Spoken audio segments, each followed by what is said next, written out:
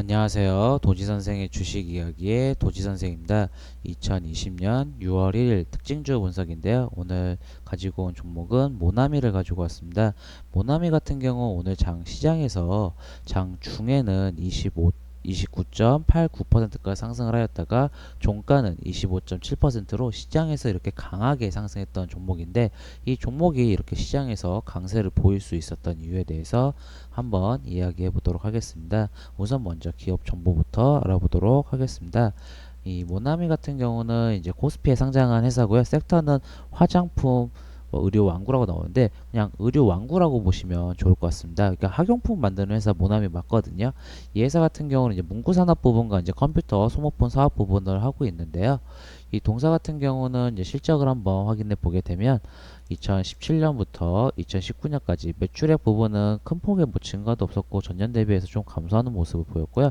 영업이익도 2018년과 2019년 비교해 보시게 되면 2019년도에 감소하였고 단기순이익도 이 감소하였습니다. 분기 실적도 한번 확인해 보시게 되면 매출액 부분을 보시게 되면 315억에서 355억, 333억, 335억 원으로 1분기, 지난 작년 3분기부터 1분기 실적 보시게 되면 매출은 큰 폭의 증가는 없었고 영업이익은 그래도 적자에서 흑자 전환이 되었고 단기순이익은 적자 폭을 좀 축소한 모습을 보이고 있습니다. 실적이 그렇게 개선되지 않은데 이 모나미 같은 경우는 작년에 아주 큰 이슈가 받아서 이렇게 큰 상승이 나왔던 종목인데 바로 애국 테마주라 해가지고 이 일본과의 관계가 좋아지지 않아서 이 우리가 일본산 물품을 사용하지 않고 한국산 물품을 사용한다 해서 애국 테마주를 엮였던 종목인데, 이 모나미 자체가 원래 주식시장에서는 그렇게 주목받지 못했던 회사입니다. 왜냐면은 이 볼펜이 주식시장에서 크게 이슈받을 부분이 없었기 때문에 이게 시장에서 큰 이슈를 못 받았는데, 이때 엄청난 큰 이슈를 받고 이 2,495원대에서 그러니까 2,500원대에서 8,950원, 거의 한 4배에 가까운 3배 이상 상승이 나오고 주가가 이렇게 하락을 하였는데, 이 모나미 같은 경우는 주시장에서 이렇게 약세를 보였던 이유는 아까 보셨듯이 이게 실적이 그렇게 개선된 모습을 보이지 않았거든요. 왜냐하면은 우리가 이제 애국 테마주로 해가지고 국산 부품을 사용하자라고 해가지고 이제 실적이 개선될 것을 기대하고 이렇게 주식시장에서도 그 기대감에 주가가 올랐었는데, 결국은 이때 반일 테마가 되게 심했을 때 주가가 이렇게 올라왔지만 실적이 결국 받쳐주지 못하다 보니까 주가가 다시 쭉 하락하는 모습을 보였다가 오늘 다시 이렇게 반등했던 모습을 보이고 있는데요. 어, 선을 그어보면 이렇게 다시 반등하는 모습을 보였는데, 어찌 보면은 이 종목 같은 경우는 일정주로 엮였던 부분도 있었거든요.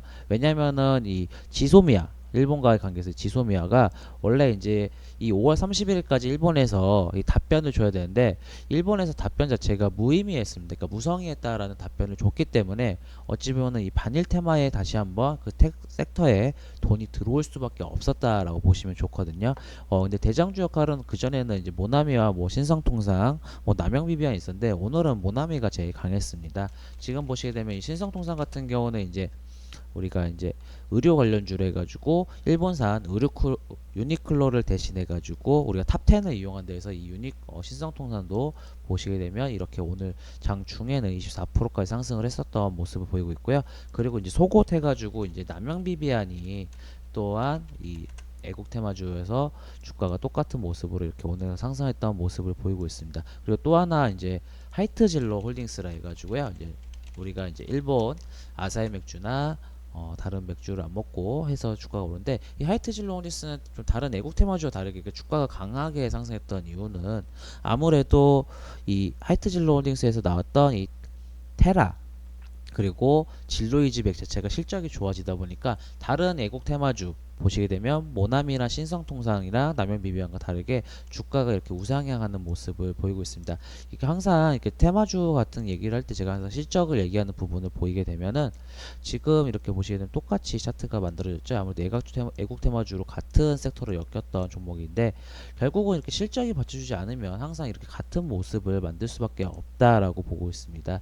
결국은 그러니까 테마주를 하셔도 좋고 다른 급등주 테마주를 하셔도 이렇게 실적 체크를 하는 이유는 결국은 이 테마가 있어도 실적이 받쳐주면 추가적인 우상향이 가능하다라는 거고, 결국은 이 애국 테마주 같은 경우는 일본과의 관계가 결국은 이 주가의 흐름을 만들기 때문에 지금 이 종목 자체가 다시 한번 상승하기 위해서는 일본과의 관계가 뭐 도덕적으로 문제가 있지만 다시 관계가 안 좋아지면 주가 상승할 수 있지만, 오늘 그래도 기존의 고점, 저점 이런 저항 부분에서 매물대는 어느 정도 녹이는 모습을 보였다고 볼 수 있습니다. 결국은 더 추가적인 상승이 나오기 위해서는 일본과의 관계가 아무래도 더 안 좋은 관계로 악화가 된다고 하면 주가가 더 추가적인 상승이 나올 수 있고요.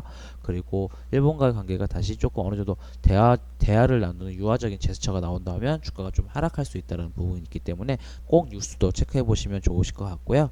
아무래도 이 모나미, 신성통상, 남현비비안 같은 경우는 실적이 그렇게 좋은 회사들이 아니기 때문에 실적이 좋지 않다라는 거는 그러니까 주가 대비해서 실적이 조금 너무 과하게 올라갔다는 부분이 있기 때문에 그 점 체크해 보시고 대응해 보시면 좋을 것 같습니다.